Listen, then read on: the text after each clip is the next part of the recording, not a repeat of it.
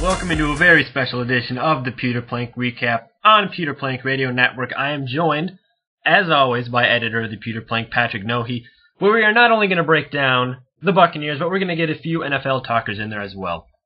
How you doing at mid-season, Patrik? I'm doing well. I'm looking forward to expanding what we normally do from just the Bucs to a little bit of NFL at large and asking you a few questions for once. I've never actually interviewed you, so I've got a few questions ready for you to get your opinions on a few things. I'm interested to see what you have to say about some stuff.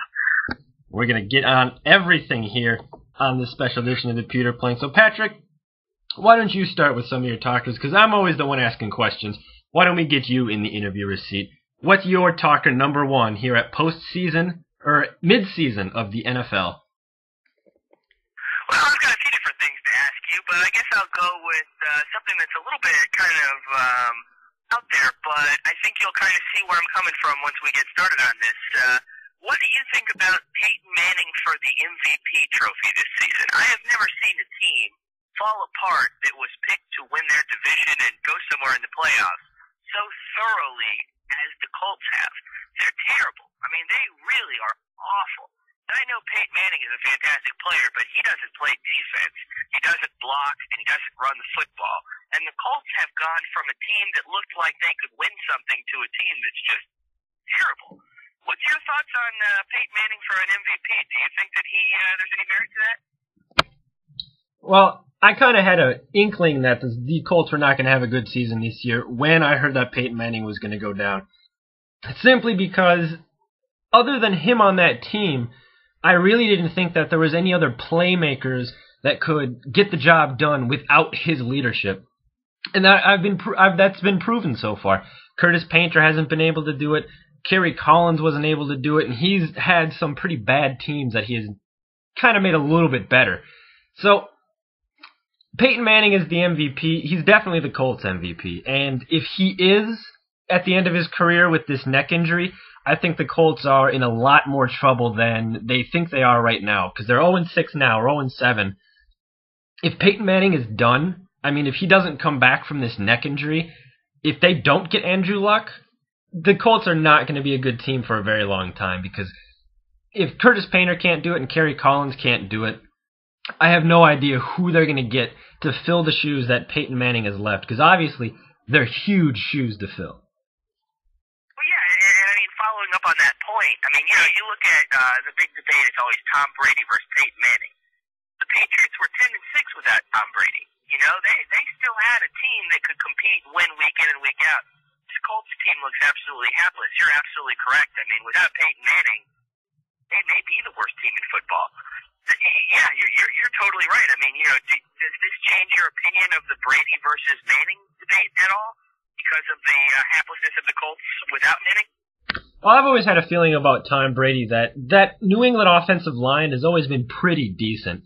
They've had some running backs come through there that have had some pretty good success. And since Edgerrin James, the Colts really haven't had a feature back. It's all been Peyton Manning hitting his wide receivers.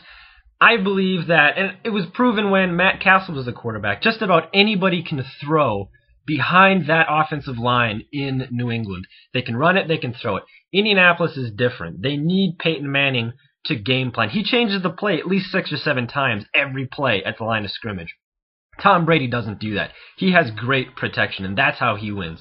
Peyton Manning wins with his mind. That's why I'm hoping Freeman ends up being like a Peyton Manning quarterback where he's winning with his mind. That's how Peyton Manning does it. So, yeah, it changes it in the way that it confirms what I've felt about the Colts and about Peyton Manning. I gotcha. Well, here's another question for you then. It's going to start. They would cut you off if you were in the media room with this because it seems like you're leading with the question. But talking about an NFL rule change that you would propose, something I've thought about all season and something that drives me up the wall. in particular, is when you see a quarterback in the clutches of a defensive lineman, a linebacker, or whoever the blitzer is, and he throws one of those forward sort of shuffle passes, not an overhand pass, just kind of a Colt McCoy-like, just getting rid of it so that I don't take the sack pass, and it's incomplete, I think that should be a fumble. I'm really tired of seeing defenders not get credit for sacks and letting quarterbacks get away with just tossing a pass in the vicinity of a blocking running back, and not have that.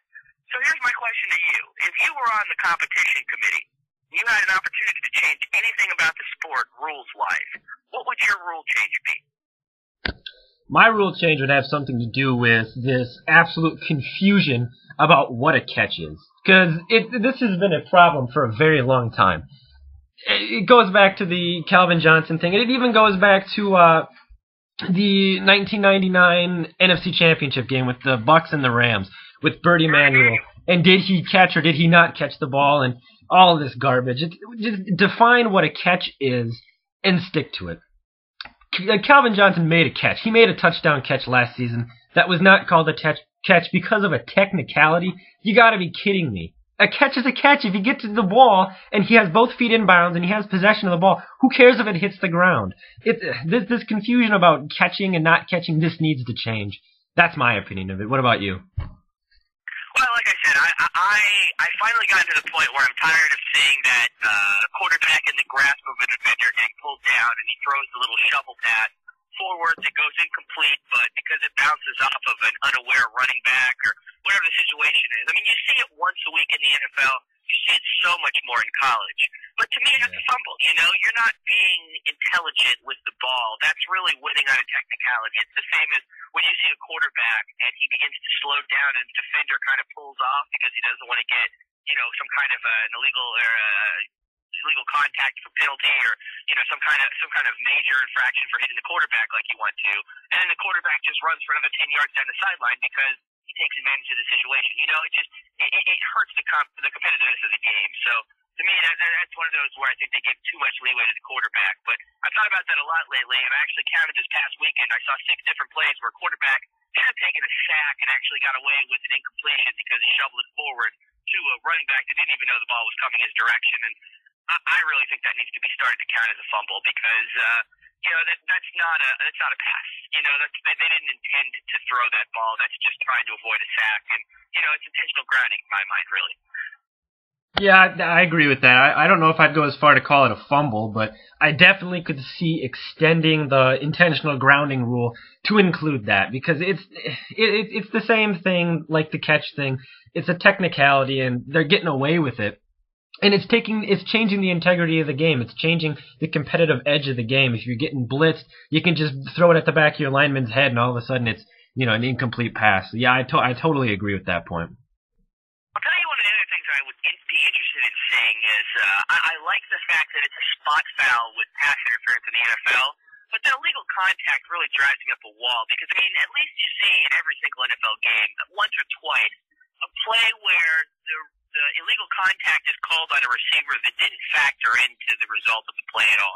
Like he's 30 yards downfield, they're jostling, and they call illegal contact, and the quarterback dumped it off to a tight end or a back, and you're sitting there saying, how does that get a first down when he didn't even factor into what happened on the play? I mean, that's the other kind of thing that really drives you up a wall when you can't defend anybody anymore. Until the ball goes up in the air, I feel like it's pretty much fair game. The receivers get away with murder. I mean, you see receivers doing that all the time, and as soon as a defender even looks at a receiver the wrong way, it's at least illegal contact or a hold or a pass interference. And I don't know, that's my other complaint with the game right now. But I hate the illegal contact penalty 5 yards down the field because it just ruins the game in a lot of ways.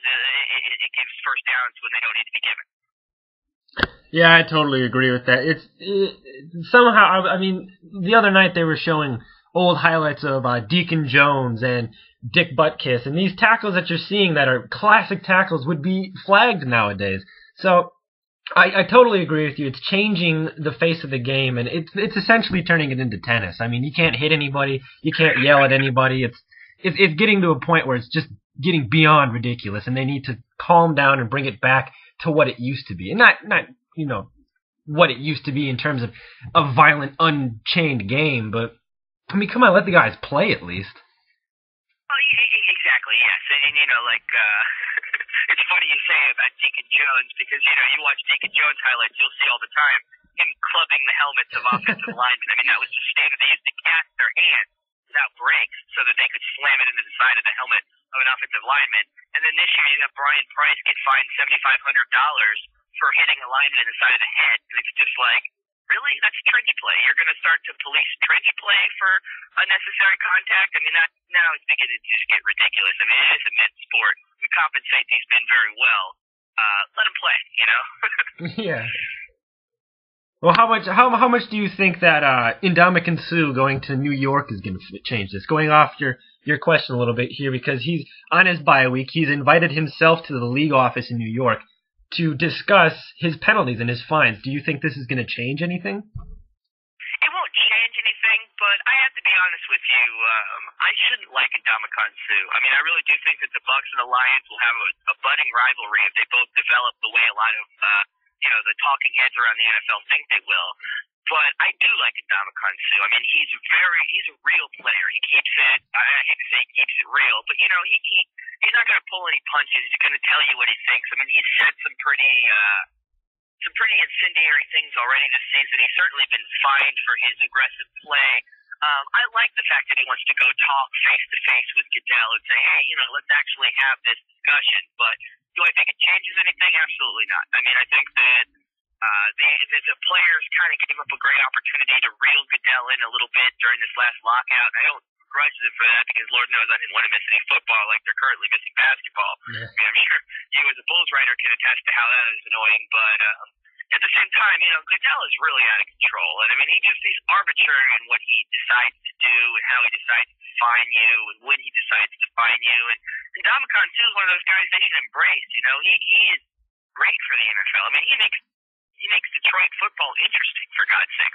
That's happened in 2 decades. So, I don't get it. I don't think it changes anything, but I give him a lot of credit because that's him facing the situation head on. And I mean, I certainly can't take anything away from him and how he's handled it. I mean, he speaks his mind, he owns up to it, and he's willing to go sit in front of the commissioner for an hour and have an uncomfortable conversation just to defend himself. I can't begrudge him for that. Yeah, he's definitely a throwback, would be the cliche to describe Ndamukong Suh. And yeah, I like Ndamukong Suh. He's one of the 2 players that I feel, if things would have gone the right way, would be in Tampa, the other being Calvin Johnson. But seeing him in Detroit and seeing what he's been doing in Detroit, it's great to see, because there's always been a soft spot for Detroit, just because they've been so bad. It's like, it's about time. Well, you can't root against him. I mean, you're just kind of a terrible human being if you want to continue to see the city of Detroit suffer. I mean, give him a break here. All right, Patrick, let's shoot a question your way here. And this is a talker that has really been on my mind and has really been, it's been a huge talker in college football and in the NFL already, and it's only going to get bigger as the season goes on. I mean, they're calling it the Suck for Luck sweepstakes, but Andrew Luck, is he going to be a good NFL quarterback? Because I've heard so many times that these guys are being touted coming out of college. They're going to be the next John Elway. They're going to be the next this, that. And all of a sudden, they turn into a bust. I mean, I don't want to jump on the Andrew Luck train quite yet. I compare him to Tim Tebow in terms of the hype, because Tebow did amazing things in college, and he's not translated. But I understand that different players, Luck is a much more honed player, but he's got Phantom Menace pressure. I mean, Phantom Menace came out, and it was a terrible movie, but it had all this hype. Is Andrew Luck going to crack under the pressure, or is he going to be an actual good NFL quarterback? Maybe for the Miami Dolphins. You raise a very good point in that he has been given so much. I mean, there are people that are ready to go ahead and cast his buzz for Canton before he's even played an NFL down. And I mean, he could arguably be the biggest bust in NFL history if he just falls flat on his face. I wouldn't compare him to Tim Tebow. I mean, I read your defense of Tebow on the site earlier this week, and I even joked with you on Twitter that a part of me died as a Seminole alumnus that we defended Tebow. But I think there's a difference there in that Tebow was a quintessential college winner. I mean, he was fantastic for a college system, but he ran out of a spread offense for Urban Meyer. They did a lot of things that you just don't see done in the NFL because they don't work. Andrew Luck runs much more of a pro-style system, and he is a much, much smarter quarterback. I'm not trying to belittle Tim Tebow, but the kid got a 790 on his SAT. Florida had to do a little bit of work to let him academically qualify. That's not saying that he's not a good football player or anything like that. That's just saying that you saw what happened to him these past 2 weeks. Miami almost made him look embarrassed. He got away with that one because Miami's a terrible team. This past week against Detroit, I mean, you even heard the Detroit defender saying, "Are you serious? That's your quarterback?" He couldn't understand the defenses he was seeing. I don't think that's going to be an issue with Andrew Luck. I don't think that the mental aspect of the NFL game is going to be too much for him. I do worry how much credit he's given so soon and that he's being overrated. He truly is being overrated. But I think he is going to be a good NFL quarterback. I think he's more along the lines of a Matthew Stafford, where it's going to be more an issue of does he stay healthy versus does he have the chops. But I'll also say this, and I've been actually talking this with a few other people. I don't think that there are the second and third quarterbacks in that class are going to be bad. And consensus seems to have them being Landry Jones and Barkley out of USC. I'd put Landry Jones number 2, got to watch him live play against Florida State, a pretty tough atmosphere, and I was incredibly impressed with him. I think there are some very talented college quarterbacks, but, back to Andrew Luck, I really do think that he has the potential to be a Ryan Leaf-sized bust if he falls on his face. But at the same time, he has demonstrated he's got the ability. We forget, he has another year of eligibility. I mean, we assume he's going pro. He doesn't have to. He could go to school for a 5th year, I mean, he's a redshirt junior. That's insane. Tebow wouldn't have been able to do that, He's a different type of athlete than Tebow. He's probably not as athletic as Tebow, but he's a better quarterback than Tebow was. So, I think it's apples and oranges, but I do agree you've got a great point that he's been given a lot very early, and if he busts, it's going to be pretty epic. I totally agree with those points, and the Tebow comparison was in terms of the hype, and I don't want Andrew Luck to fail because that's not a good thing to think about somebody, but the hype is just insane. I mean, like tying it into Tampa Bay, this team that has been playing like they've earned something, like they've already won a Super Bowl, and they haven't. Andrew Luck is getting credit as though he's, like you said, already has his bust in Canton. So it's going to be interesting to see, and I would actually really enjoy it if he did go back to college for another year, because all of these teams that are tanking, all of a sudden are tanking for nothing. Yes, that would be the ultimate irony for sure. I will say just a quick point, talking a little bit more, I guess, Tebow Luck. I mean, Luck, I give him credit. Stanford's never been a football powerhouse, and suddenly he's got them talked about amongst the best in the country for football. And, that's with Florida, they had been there before. They'd had their years. Stanford, they've had a couple of good years here and there. They had Elway back in the 80s or anything like that. But he really kind of brought them to a place they haven't seen in a long, long time. He's elevated them. I mean, I almost would more compare him to like an Andy Dalton in terms of what he did at TCU, taking a school that had been, respectable, but a mid-level team to, kind of the top of their conference and to football's, top 10. That's more who I guess I would compare him to. But, I'm anxious to see what ends up happening. I think he comes out for sure. I personally hope he ends up in Miami for different reasons. But, we'll see how it goes. But I completely agree with you. He has the propensity to be one of the biggest busts in NFL history, and that is none of his fault. That is none of his fault. Now, a guy who's already in the NFL, who isn't getting credit and probably should, is playing in Chicago. We saw him play a few weeks ago in London. Matt Forte is coming up he's in his contract year. The Bears have said that if he doesn't agree to the contract they offer them, they're going to slap the franchise tag on him. Do you think the Bears should give Matt Forte a new contract? I mean, this is going to become a talker more as the season matures towards its end, where teams that need a running back are going to start to get in. They may call it the Matt Forte sweepstakes or whatever. But Matt Forte, we saw what he did to the Bucs. We saw what he did against Carolina, where he went over 200 yards. But should he get a new contract because of how he's playing this season, or do you take into account the kind of bust-like seasons he's had leading up to this as defense for the Bears not giving him a contract? Well, I actually know a little more about Matt Forte than I'd like to let on. One of my best friends in college, one of my roommates, is a diehard Bears fan, and he was all about Matt Forte before he ever even played an NFL snap.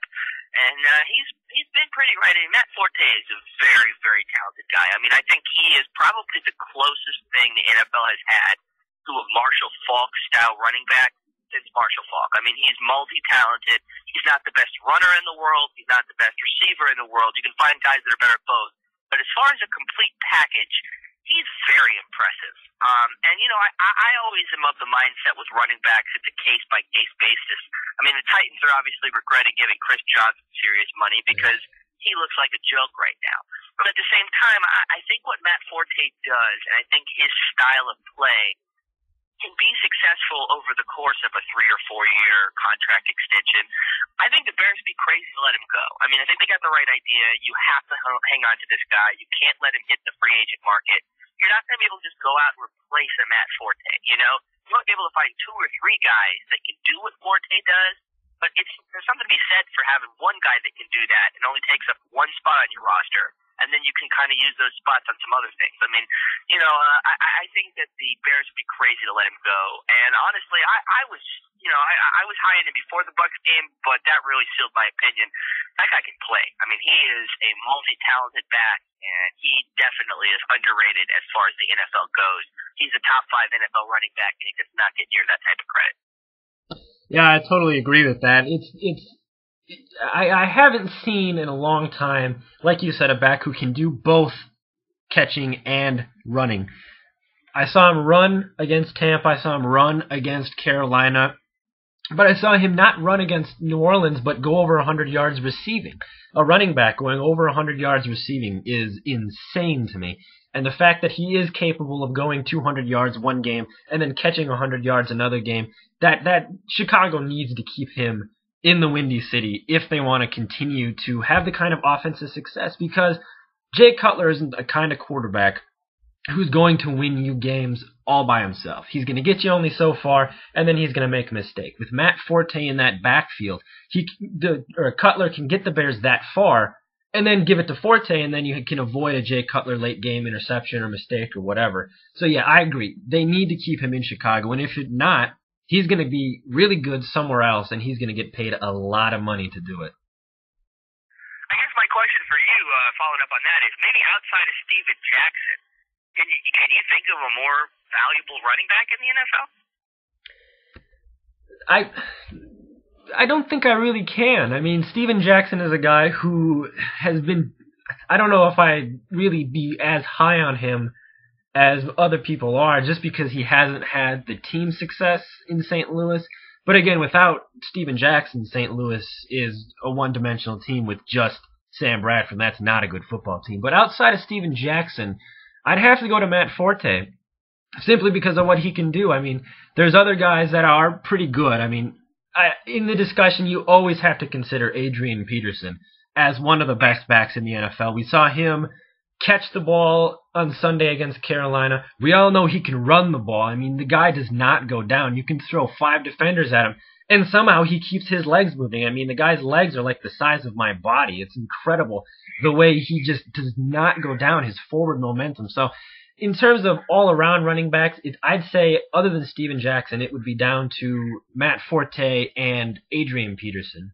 If I was starting a franchise, it would be one of those 2 guys that I would go with. Forte probably because he's a little bit younger, but Adrian Peterson is really hard to ignore when you're talking about all-around great running backs in the NFL. I mean, the Vikings need to pass to him more.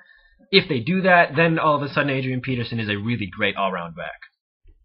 Yeah, no, that's actually a great point. I mean, that's a good oversight, or it's a bad oversight on my part, to not mention Adrian Peterson. You know, I've really always had a very, very high opinion of Steven Jackson. In my opinion, I think that he is what Ricky Williams was scared of becoming in Miami when he quit at one point. I mean, he gets 400 carries a year. Before they got Sam Bradford, he was literally the only thing they had. It was an offensive weapon. and he still goes for 1,500 yards every season. He almost never misses a game. I mean, the guy is just an animal. He's an absolute monster. And, I really do feel bad for him because if he had been on a good team, he would have been, without a doubt, a huge instrument in winning a couple of Super Bowls. But with the lack of talent around him, he's still found personal success on bad Rams teams. And I've always just had a very, very high esteem for Steven Jackson. But I agree. I think Adrian Peterson probably a little bit higher than him. And yeah, Matt Forte might actually this season be the most talented running back in the NFL, the most valuable running back, rather. Not necessarily the most talented, but most valuable in terms of all that he could bring to that Bears offense. All right, so my next question to you, Patrik, is of these teams that have been terrible in the past, Buffalo, Detroit, San Francisco, all of whom won last Sunday and all of whom are in front in their divisions, with the exception of Detroit, because they're chasing the best team in the NFL in the Green Bay Packers. But Buffalo, Detroit, San Francisco, all three teams who have matched their win totals for last season. How sold are you that these are teams that can be good playoff teams and potentially make a championship run? And out of those three teams, who do you think is the best, Buffalo, Detroit, or San Francisco? Well, it's going to be a different answer, actually, for two of those different questions. I think the team that has the best playoff chances is San Francisco. I mean, you look at that division, the Seahawks won that 7-9 last season. I mean, they were the first team to ever go to the playoffs with a losing record. That's the 49ers division. I mean, they pretty much just have to go above 500, and they're pretty much guaranteed to win their division. So I think the 49ers have the best shot because you look at the Lions, you look at the Bills, and, the Jets and the Patriots, the Bears and the Packers, those are some pretty good teams they share a division with. So I don't necessarily know they've got a great opportunity to go win that division and go deep into the playoffs like that. Who's the best team? I'm going to go Detroit. I really, really like that team. I hate to admit that, but they've got a good nucleus. They've got a good nucleus on defense. They've got a good group of playmakers on offense. They've even been able to battle some injuries. I mean, they obviously drafted LaShore out of, I think, Illinois, and he's been injured all season. They've had some injuries with Javis Best as well. They're still able to, do exactly what they want to do on offense, do exactly what they want to do on defense. That's a good Detroit team. I mean, the only thing that's holding them back right now is the fact that they're in as you said, the division with the best team in football in the Packers. But I think the 49ers have the best shot. I think that the 49ers could win, 10, 11 ball games this year. Probably get an opportunity to win a playoff game if they play well. And I think that they are a good team, but I would take the Lions over the 49ers 9 times out of 10. I thought that was an aberration when the 49ers beat them in Detroit.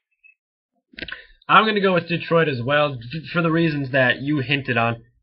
They're just a really good all-around football team. I mean, that defense is not a defense that you want to go up against. Tampa went up against them week 1. It was not fun to watch.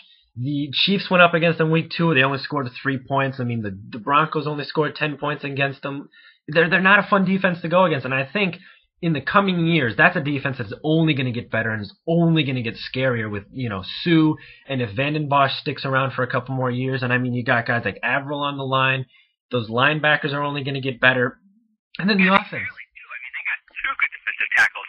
You can't deny how important that is for a 4-3 defense to have 2 great interior linemen. Yeah, fairly. That was a great draft pick when I saw that happen. He's only going to get better for the defense. And then the offense. I mean, that offense, if Matthew Stafford, we'd seen for these past few years, we've been like, oh, if only Matthew Stafford can stay healthy, they'll be a good football team. Like it was an excuse. Now he's healthy, and now they're good. So if he can keep this going, that's, again, the key thing. If Stafford goes down, I don't want to compare him to the Colts, but I can see the same thing happening because I don't think Sean Hill or whoever's behind Matthew Stafford is going to run the offense the same way.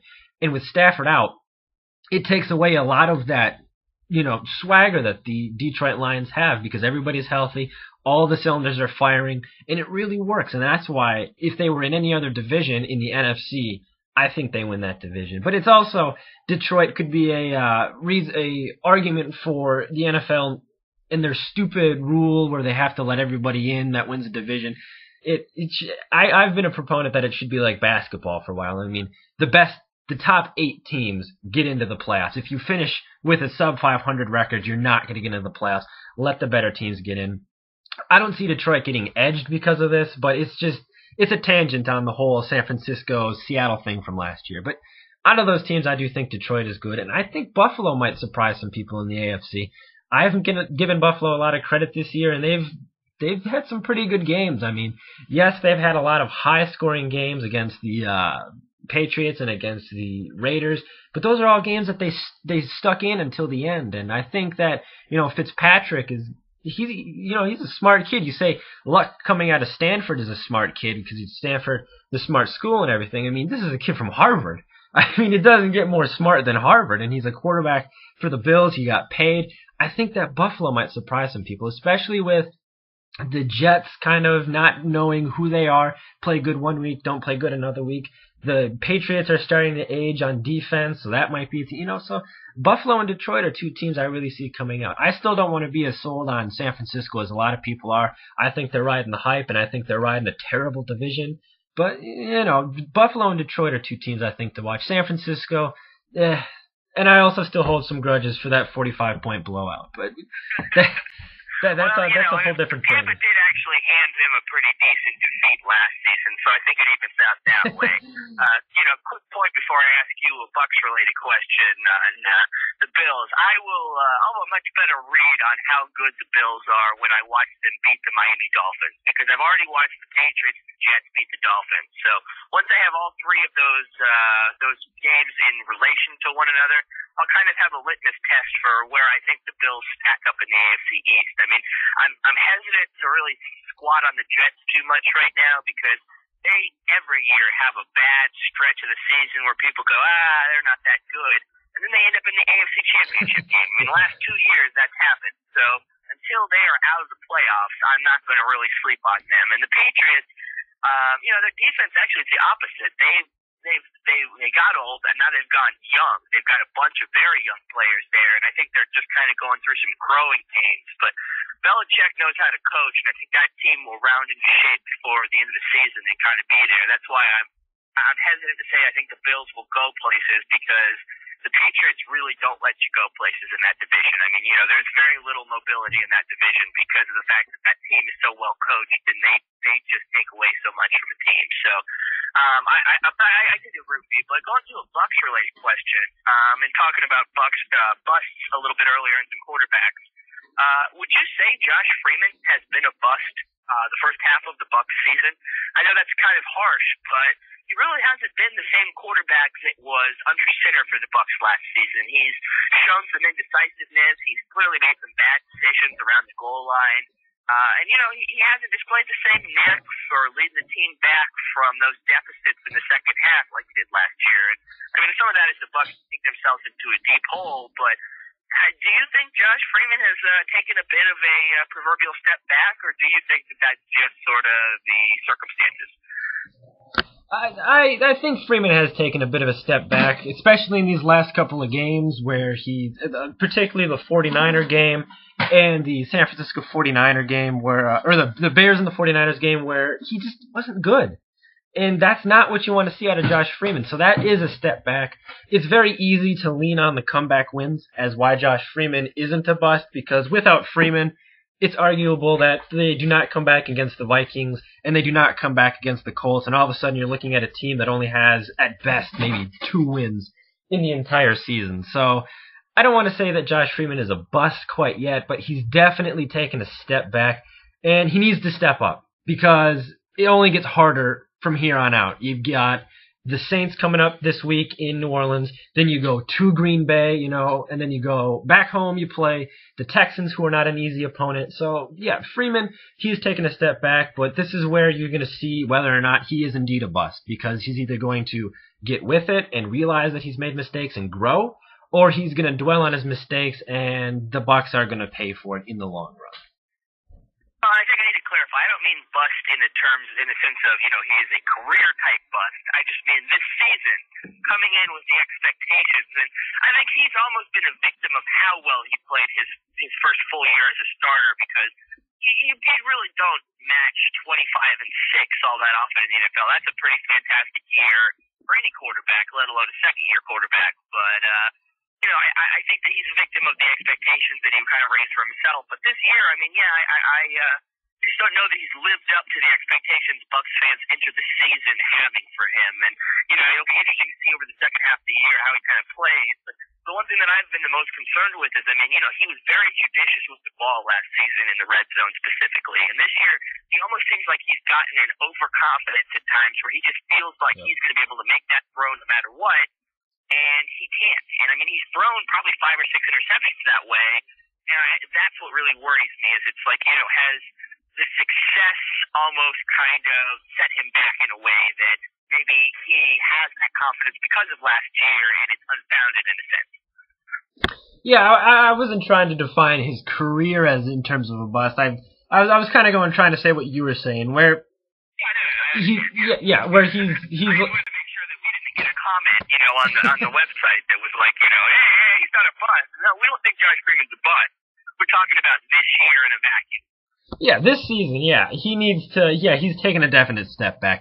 And like you said, I see him forcing a lot of passes, and especially in the red zone, and that's where it kills you the most. You look at the Bears game in London. His interception came on potential scoring drives because he was trying to force the ball, because he's trying to get too ahead of himself. He thinks he's at a spot this season where he's not. Like you said, he's overconfident. He had a great season last season. He needs to build on that this season. That's what I was trying to say. And he gets a chance to build on that in this next stretch, in this November stretch, where you get really great defenses like the Saints and the Packers and the Texans. So we're going to see just how overconfident he is if he tries to force passes against these teams, or if he's realized, okay, and I hear him say it in the press conferences all the time, and I roll my eyes because he does it all the time. Yeah, I forced the passes. Yeah, I forced it into Kellen. Yeah. Well, he needs to change it, and that's where he's taken a step back from last season. He's recognizing his mistakes, but he's making the same ones again. That's a step back. And so, he, like you said, overconfident, and that needs to change. But definitely not a bust. He's not a career bust. He's still my guy, but he needs to get a little bit better. Exactly. Now, actually, following into the next question, talking a little bit about the Saints.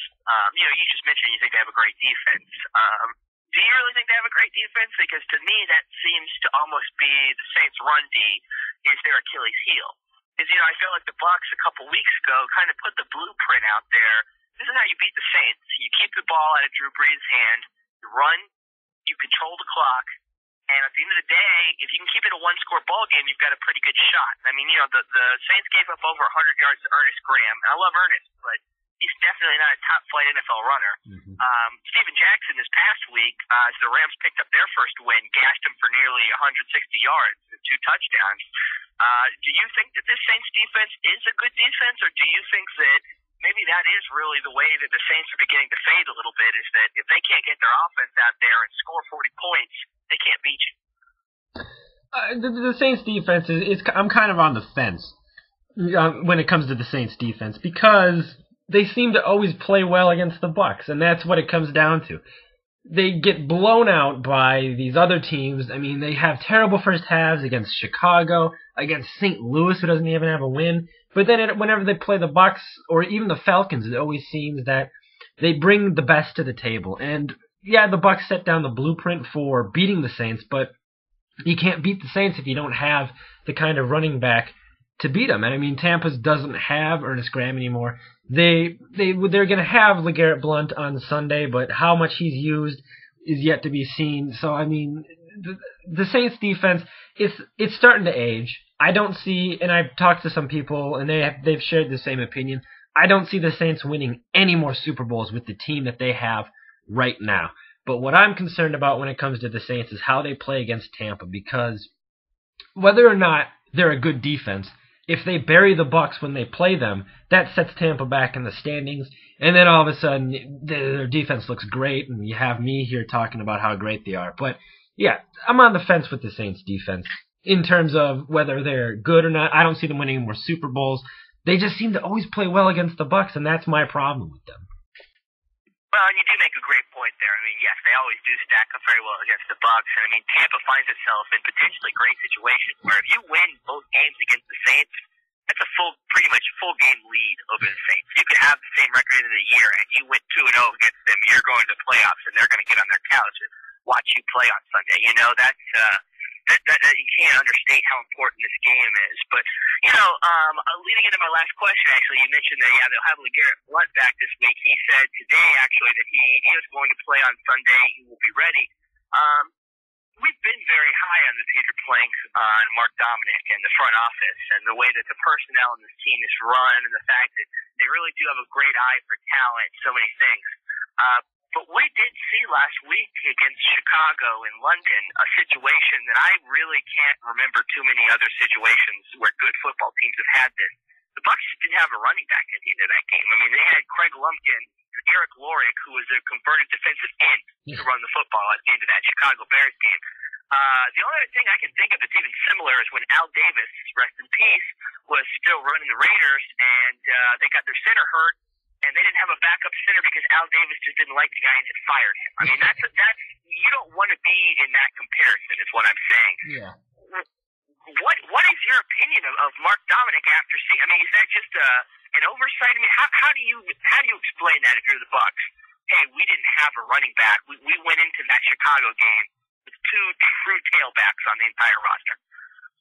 I don't want to sound like a Mark Dominic apologist, but I think we had this conversation a few weeks ago where we were talking about Raheem Morris, and he threw away the game tape of the 49ers game, and then Tampa came out and beat the Saints. And we said, yeah, that's a great move in hindsight, but if the Bucs would have lost, then all of a sudden we're looking at Raheem Morris like, you idiot, how are you going to take the game tape away from that?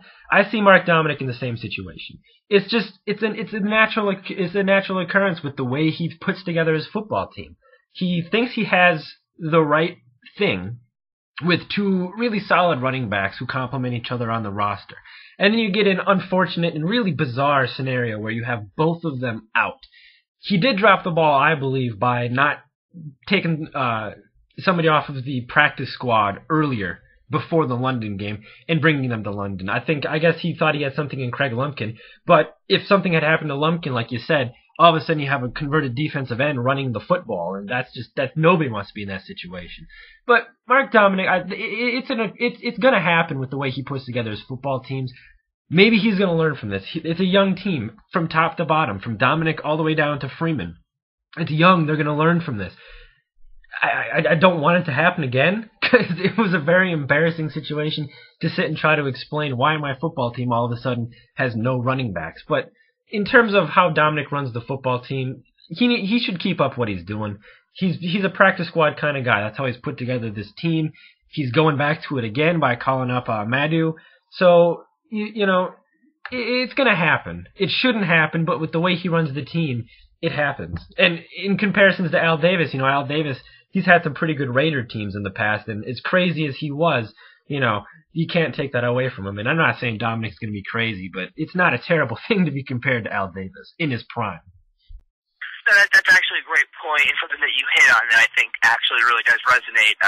You mentioned young teams, young coaches. I mean, Mark Dominic's actually a young GM. I mean, this might just be one where it's like he just did make a mistake, and it probably won't ever happen again, but I mean, you're right. You probably just chalked that up to, like, Mark Dominic's not that old a GM. It's not like this is his 15th season. I mean, I think this is, his third or fourth season as an NFL GM. I mean, he's in his 30s. The guy is, he definitely can make a couple of mistakes. He's definitely done enough right, I think, to have earned the right to make a mistake here or there. But I did sit there and I praised Mark Dominic enough that I felt like I had to say something about that decision-making process, and I guess kind of call some accountability there because, if you're going to sing the guy's praises, you also have to kind of sing his criticism as well, and that definitely was something that I haven't seen a lot of GMs that happen to their football teams. I mean, even the Miami Dolphins carry 4 running backs, and that's about as poorly run organization as you could possibly have in the NFL.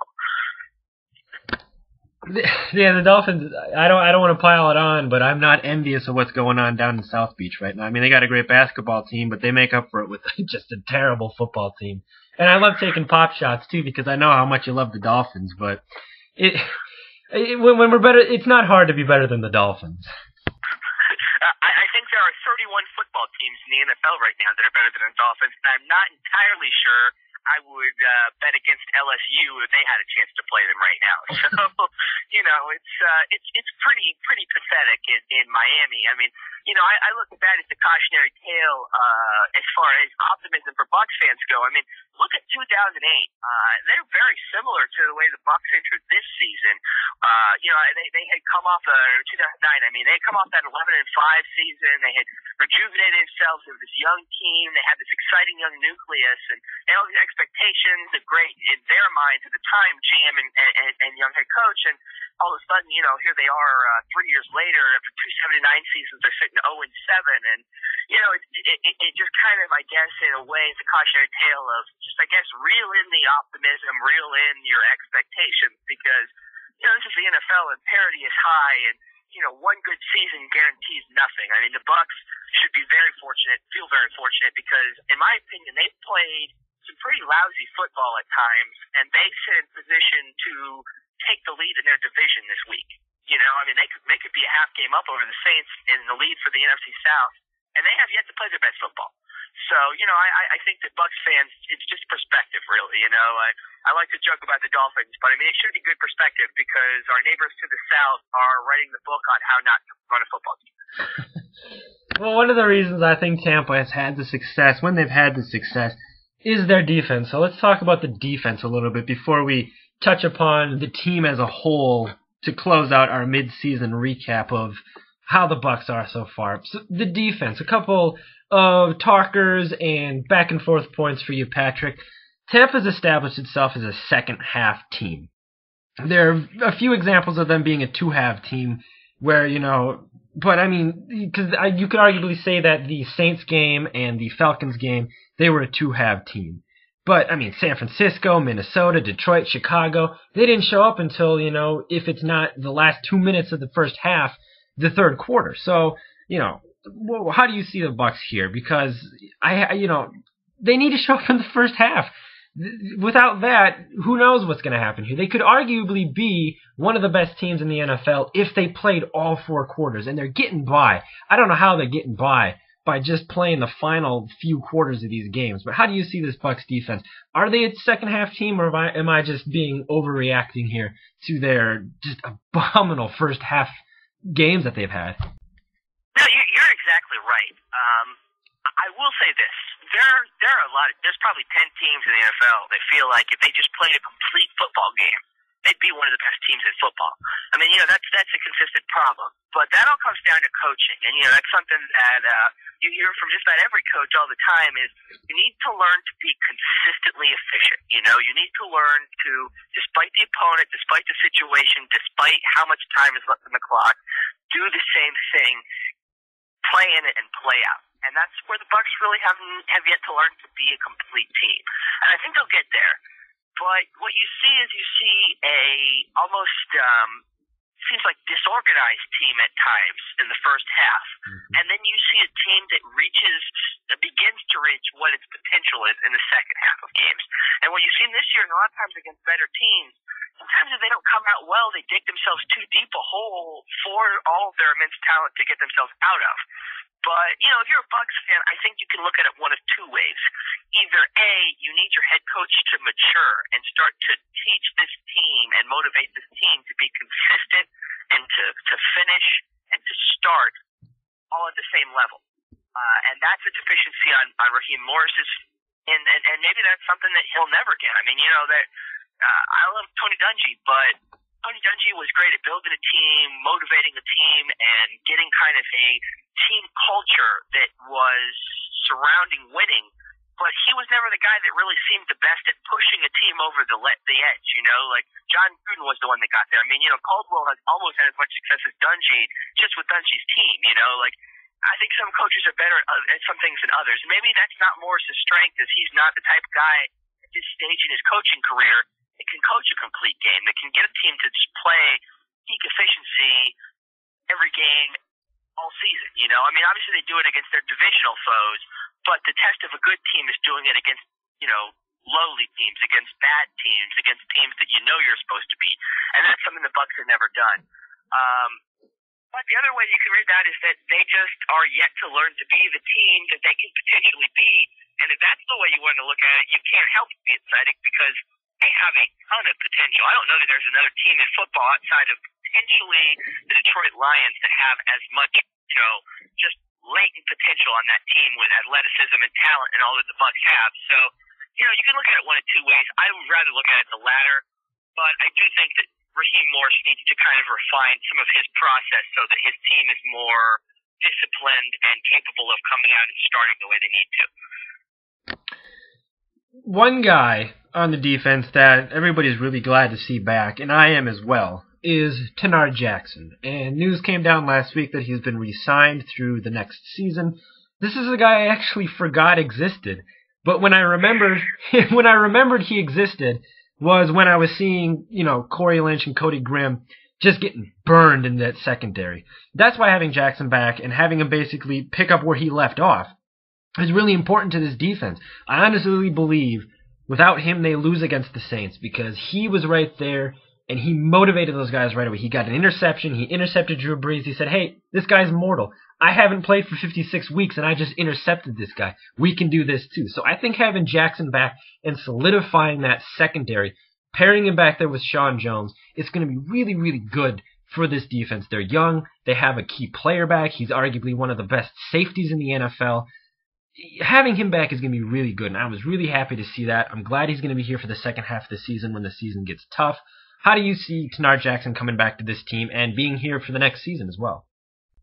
I 100% agree with you. I agree with you completely. I mean, I said, and I hate to be the guy that says, oh, I told you so. But, I mean, I've written all year. I mean, even before he was reinstated, he's the best safety the Bucs have on their roster. Mm-hmm. I mean, they do that. They wanted to be coy and pretend like, oh, character matters and we're going to look real hard at whether we re-sign him. But as soon as push came to shove and they had a couple injuries, writing was on the wall. You got to have this guy playing. I mean, you are so much better with Tenard Jackson playing than without him. It's not even funny. I mean, the Bucs, if they had Tenard Jackson last year, would have gone to the playoffs. I guarantee you they would have won one more game with Tenard Jackson last year, and they would have gone to the playoffs. I mean, that's how big of an impact he has. And, I mean, you can just look at the 2 interceptions he has. They weren't incredible interceptions in terms of he put himself with great technique and position to make an awesome play on the ball and make a great interception. No, he was in the right place at the right time, and when the tip came, he got it. And that's a great safety. How many of Ed Reed or Troy Polamalu's interceptions are off of deflections because they were well positioned as opposed to just making a great play on the ball? Probably more than half, and that's the sign of a great safety. And Tenard Jackson brings that to the team. He brings that opportunism. He brings that leadership.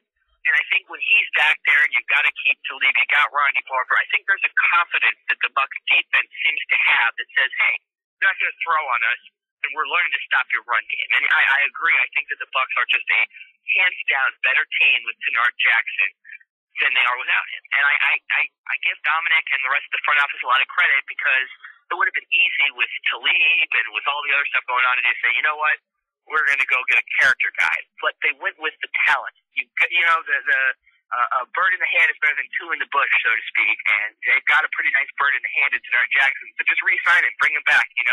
Hope he doesn't make another mistake. God bless. I hope he's got his life on track. He's making good decisions. But if he is, he's the best safety on the Bucs, and he deserves to start.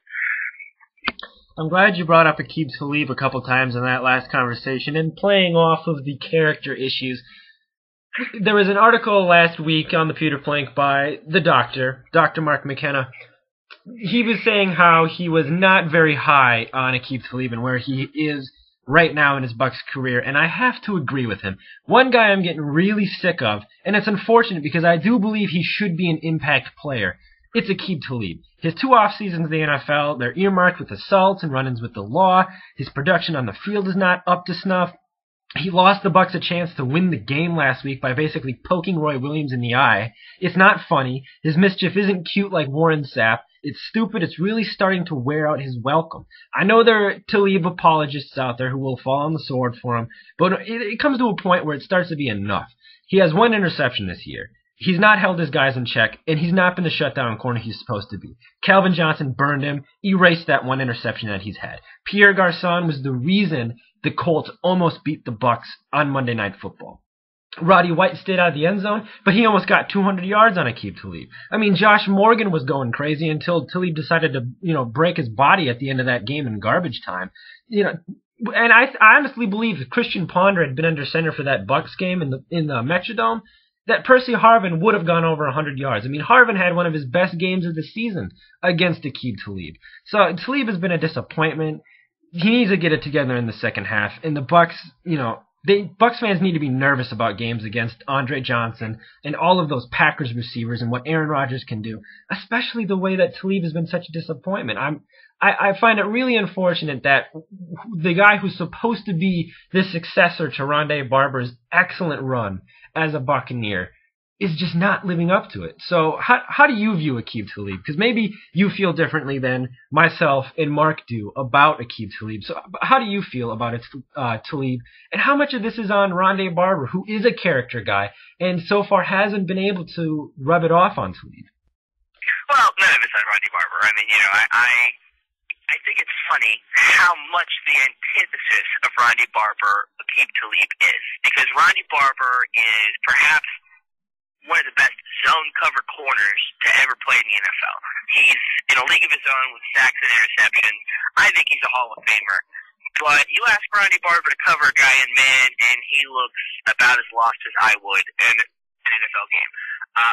Aqib Talib's the opposite. He'll shut down a receiver if you ask him to lock up on man. I mean, he's got all those skills. I don't think he's as talented in zone, but you take him off of a football field, and you just wonder how he's even a human being at times, I guess. I mean, I don't know Aqib Talib, so I don't want to, totally belittle him. But, at the same time, I mean, you've gotten enough reports and arrests and off-the-field issues to kind of sit there and say, he needs to change something about his off-the-field life. I mean, something isn't working for him because he keeps finding himself in these bad situations, and, that just isn't good.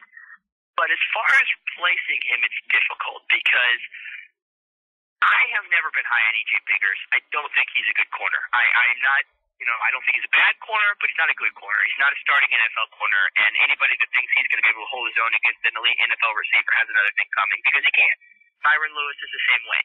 The Bucs don't have another corner right now that they can put out there and feel confident. I mean, Aqib Talib isn't playing up to what you expect out of him, but he still has that level of play in him. I think it will come out this season. And, he makes some pretty dumb decisions on the field at times, but he is still the best corner on that football team. And, I had said during the draft season, I'd written a couple articles. I hoped that the Bucs would make a play for Prince Amukamara. Mm-hmm. He's out for the season for the Giants. I'm glad they didn't, because they wouldn't have a corner anyways. They would still be playing E.J. Biggers. But without getting a corner, I mean, without going up and picking a guy that could be an alpha corner, you can't just cut a guy with the potential to be an alpha corner. It's tough to justify that at the end of the day. I mean, it's frustrating, but Aqib Talib was making at least better plays than E.J. Biggers would have in that situation. He did pick off a pass against Stafford going up against Calvin Johnson. He has had some good plays. He's had some bad plays too, but he's still the best corner on the team. I just don't think you can justify getting rid of him until you have that contingency in place that says, here's the guy that's going to succeed Aqib Talib. I mean, I'm not worried about succeeding Rondé Barber. He's a great zone cover corner, but in my opinion, he's not really what the Bucs need to be building towards as a corner anyways. He's great. He's there. He can stay as long as he wants. He's a lifetime Buc in my mind. But, I mean, he's past prime, and I would almost begin to start to, and he hasn't hit this point yet, but if he continues to drop off, at some point he's going to start to hit that sort of Chipper Jones level where he's almost hurting the team by sticking around. Not there yet, but, I think it's more replacing Aqib at this point than replacing Roddy. But, without being too long-winded, I don't think the Bucs have the capacity to replace Aqib Talib yet. I just think that I just think that they're going to need to find somebody down the road before they can let him go. I mean, obviously contractually they're going to have to make a decision here soon, but I think that's going to be a draft need next year is a corner. Yeah, I wasn't calling for Aqib Talib's head or anything here. I'm just saying that it's probably the Josh Freeman effect, where he had a really good season last year until he got injured. And to see him not living up to that this season, and then to pile it on all of the off-season troubles, which a lot of people, we've seen it in the past. A lot of people will forget about that if you go out and play good on the field. But my quarrel with Talib is that he's not coming out and playing on the field up to what he should. But I do understand what you're saying, where they don't have the means to cut him. And I think it would be a mistake to cut Talib.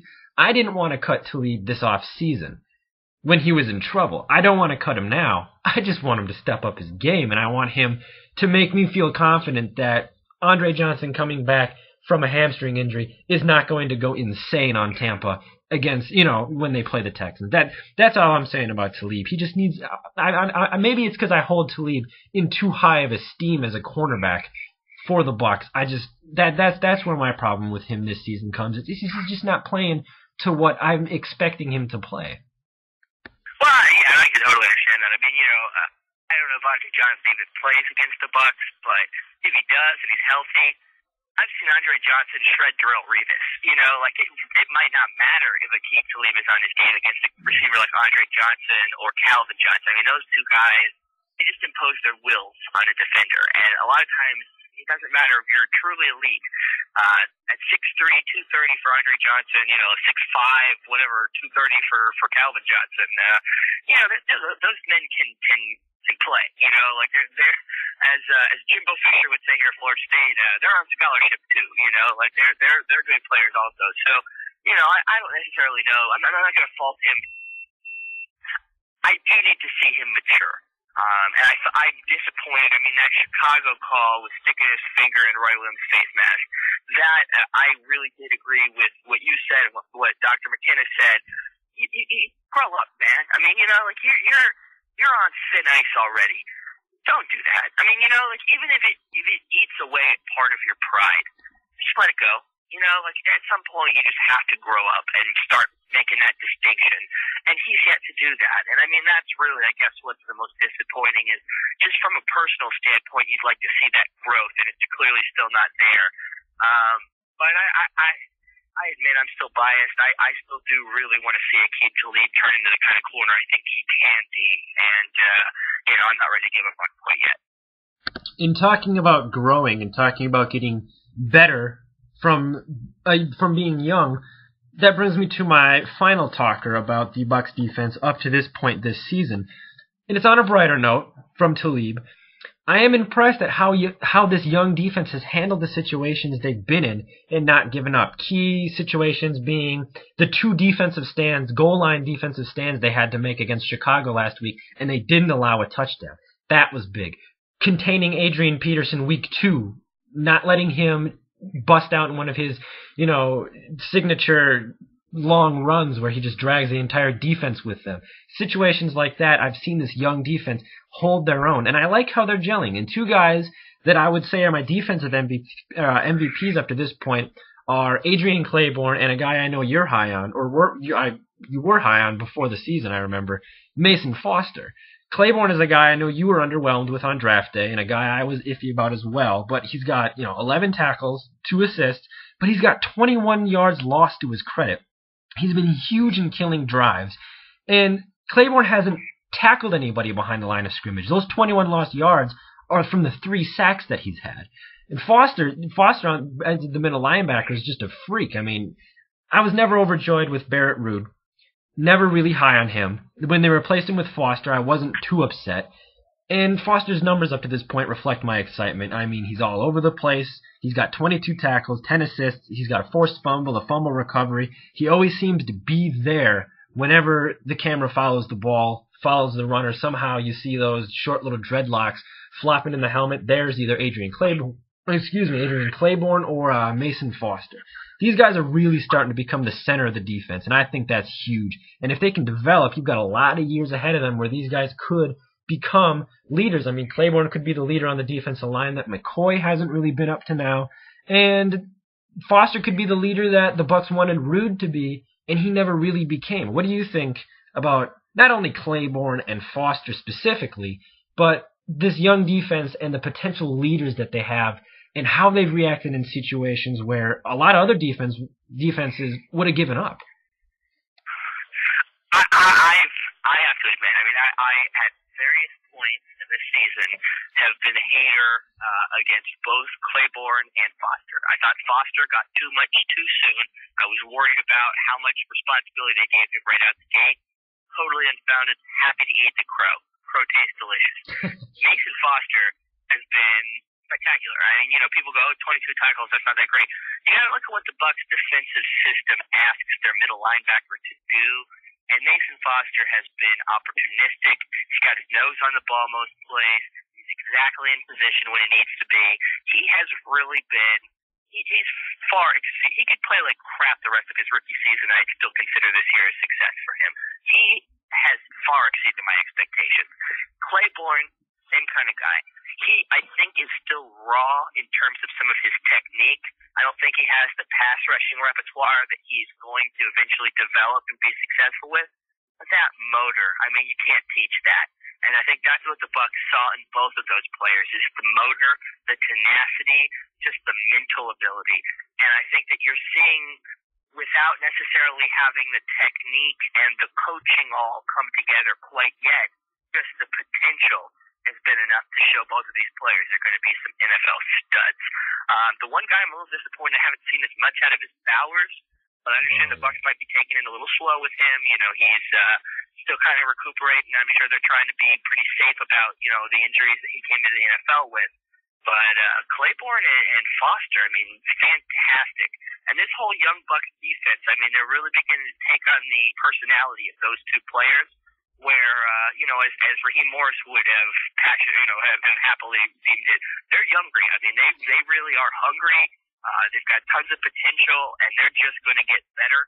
And, if they're doing this to you this week, imagine what they're going to do to you this time next year. I mean, I would want to continue to have to play the Bucs if I were the Saints and the Falcons on a consistent basis at all, because they are filled with players like Mason Foster, like Adrian Claiborne, even some of the players from, a couple of years ago.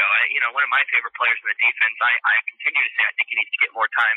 Dakota Watson is the same kind of guy, just all tenacity, all potential. I think he still can develop, some better technique, get into better position, learn to play the game more efficiently at the NFL level. But you just see players like that with that motor and that tenacity and that hunger, and you can't help but love the direction this Bucs defense is going. It reminds you of those great defenses they used to have. It's great. Google, YouTube, or whatever, Adrian Claiborne, Curtis Painter. That's the highlight of Adrian Claiborne's first half. Somehow he gets untouched, flies off the end, and just paints Painter into the ground. That's the kind of play that Claiborne has had this first half, and it's just been insane. It's great. Any other offensive talkers that you have, Patrik? Absolutely. Any other offensive talkers, Patrik? I have to say, I think this is probably the best segment you and I have ever done together. I've had an absolute blast talking some Bucs football with you. I know that I'm going to be doing a lot of work this upcoming week after they play their 8th game, getting the midseason report out, going position by position. I'm sure you will be willing to help me with that a little bit too, and we'll talk after this weekend a little bit more about kind of where the Bucs are at the halfway point of the season. But I guess I will just leave you with this question. How do you see the last half of this season playing out? I mean, we're through the bye now. I mean, you've kind of seen what the potential of this Bucs team is against, what the consistency and the execution is. Where do you think the Bucs finish the year? Honestly, I do see the Bucs making the playoffs this year, if even by the hair on their chinny chin chin. Either it's the wild card, or somehow they actually do come into their own in November, which I see as a defining month for them, and they get a lead in the NFC South. This is a huge month, and I wrote about it today with the October recap, and briefly looked forward to November. It's a huge month for Tampa.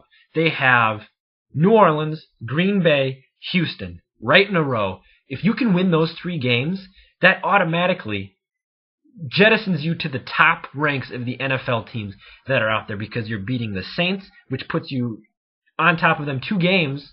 You automatically have the tiebreaker right there with the Saints. At the point of the season when they meet the Packers, if they beat them, if Green Bay is going the way they're going, you're the only blemish on their record. That's huge. Houston is a very, very explosive team, lots of weapons. If you can beat that team, you're looking pretty. So I don't want to look too far into December yet because I got ahead of myself in the off season when I was looking forward to this month right here and saying, oh, Tampa is going to roll through the first half of their season. They got Detroit's number. They've got Minnesota's number. You know, Indianapolis could be trouble. You know, and all those games ended up being the complete opposite of what I thought. So, it's funny how things work out once the NFL season actually gets going because, yeah, I'm sure when I looked at the Bucs season, it was like, oh, that Indy Bucs game on Monday night, man, that's going to be a great game. And it's like, you know, you're looking at that, you're like, Curtis Painter starting this game? Man, that sucks. So, you know, it's funny how a season actually goes once things get going. But, you know, I completely agree. You don't want to look too far ahead. But, you know, I'm not sure if they're going to make the playoffs. They certainly are in position right now. They could be in the divisional lead after this weekend. But, you know, I see a team that is going to factor into not just a playoff race, but Super Bowl race for years to come if they continue. You know, last year was not, in my opinion, a fluke. This is a good team. This is a really good team. Well, yeah, that's something that Bucs fans are having to watch out for is what kind of team are we going to see in November? Are we going to see the Bucs team that shows up against the Falcons and the Saints? Or are we going to see the team that showed up against the 49ers and the Bears, where it's just not a team that's developed yet? That's all I have to say about that. Yeah, it's funny the way the NFL season works out like that too. I mean, because you know it seems like the Bucs almost had their peak, you know, so far this season, their high moment, beating the Saints, back to back with their low moment and losing to the 49ers the way they did. And you know, you look at a team like the Saints. I mean, they beat the Colts 62-7. That's probably the high moment of their season, and then they turn around and drop a game to the Rams in St. Louis the next week. I mean, you know, there's a lot of Jekyll and Hyde going on at this point in the NFL season. I mean, we don't even really know who the Saints and the Falcons are because both of those teams have been inconsistent as well. So it's not as if the Bucs are the only team in the NFC South with issues. It's just which team can resolve those issues the quickest and find success with the last couple months of the season. Well, that's like what I said today. In the NFC South and the way things are going, you can't get anywhere if you win just one game in this 3-game stretch. Tampa's going to need to really show up because if you get a leg up on New Orleans and Atlanta, you're going to go very, very far because those teams, as inconsistent as the Bucs are also dealing with their own flaws. Absolutely, absolutely. Well, Josh, it's been absolutely great talking to you, and I know it's been the best segment we've definitely done. So, looking forward to talking to you next week after the Bucs play a real tough game against the Saints in New Orleans. It should be a great talk, and we will get a Pewter Plank recap out on Monday next week. It was a bye week last week. The Chicago game wasn't a whole lot of things we needed to talk about in there, but we had a great segment here. This has just been the best segment so far. We're going to build on this, get used to this, because this is the way, maybe not lengthwise it's going to be, but definitely the feel of this segment. This is how it's going to be from here on out. Hopefully we're going deep into the playoffs with the Pewter Plank recap. Patrik, see you on Monday. You going to be there? Yep, you got it, man. I'll talk to you Monday. All right, he's Patrik Nohe, editor of thepewterplank.com. This has been the special edition of the Pewter Plank recap, the mid-season recap. I'm Josh Hill, assistant editor at the Pewter Plank. We will see you Monday, hopefully on the flip side of a Bucs win. Until then, you have a nice week.